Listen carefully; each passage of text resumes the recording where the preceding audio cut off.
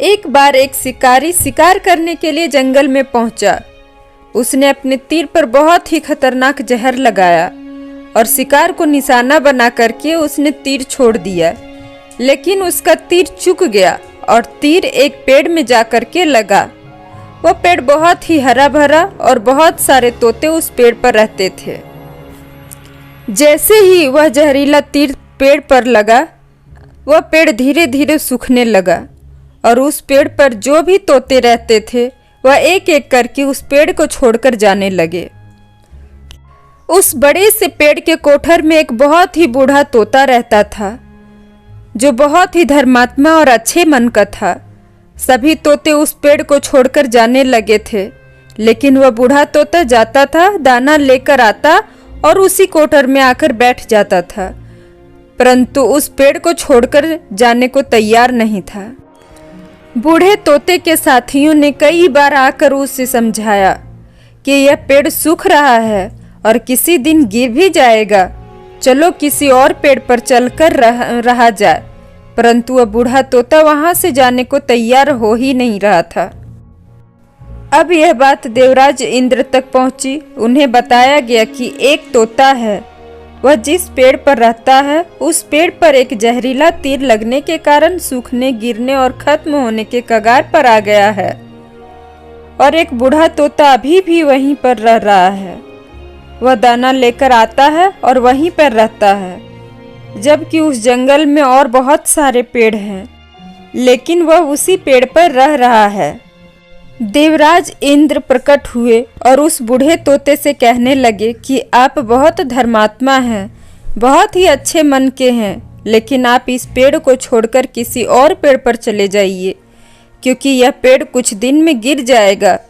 तालाब के पास बहुत सारे पेड़ हैं जो हरे भरे हैं, बड़े बड़े कोठर हैं, उन पेड़ पर फल भी लगे हुए हैं, उन्हें वहीं से तोड़कर खा सकते हैं, परंतु यहाँ से आप चले जाएं। तोता बोला, माफ कीजिए, इस पेड़ ने मुझे जीवन दिया है, शिकारियों से मेरी रक्षा की है, हर मौसम में मेरा साथ रहा है, ये कोठर में मेरा घर है, यहाँ पे मैं पला बढ़ा हूँ। इस पेड़ को मैं छोड़कर कैसे जा सकता हूँ? इस पर संकट आया है तो क्या मैं इसे छोड़कर चला जाऊं? मैं ऐसा नहीं कर सकता। देवराज इंद्र तोते के इस बात से बहुत प्रसन्न हुए। उन्होंने तोते से कहा, मैं आपकी इस बात से बहुत खुश हूँ, मांगो जो आपको मांगना है। उस बूढ़े तोते ने कहा, मुझे बस इतना मांगना है कि जिस पेड़ ने मुझे जन्म दिया, जहाँ मैं रहा, पला बढ़ा, जिसे आप मेरा जन्मभूमि कह सकते हो, आप इसे फिर से वैसा ही हरा भरा कर दो जैसा यह था। देवराज इंद्र ने अमृत से उस पेड़ को सींच दिया और पहले की तरह हरा भरा कर दिया। अब वापस से उस पेड़ पर आकर के बाकी तोते रहने लगे। अब बूढ़ा तोता कुछ समय तक और जिंदा रहा, फिर उसकी मृत्यु हो गई और वह स्वर्ग में चला गया।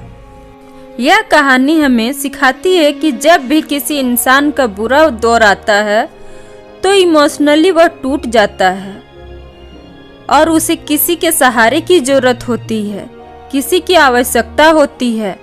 अगर आप ऐसे समय में उसे छोड़कर चले जाएंगे, उससे बात नहीं करेंगे, मुंह मोड़ लेंगे, तो आपसे बुरा कोई नहीं है, क्योंकि आप किसी के सुख का साथी बने या ना बने, लेकिन आपको हमेशा किसी के दुख का साथी जरूर बनना चाहिए। तो थैंक यू दोस्तों। यह कहानी आप सबको कैसी लगी? अगर अच्छी लगी होगी तो कृपया चैनल को लाइक करें, सब्सक्राइब करें तथा बेल आइकन दबाना ना भूलें। Thank you.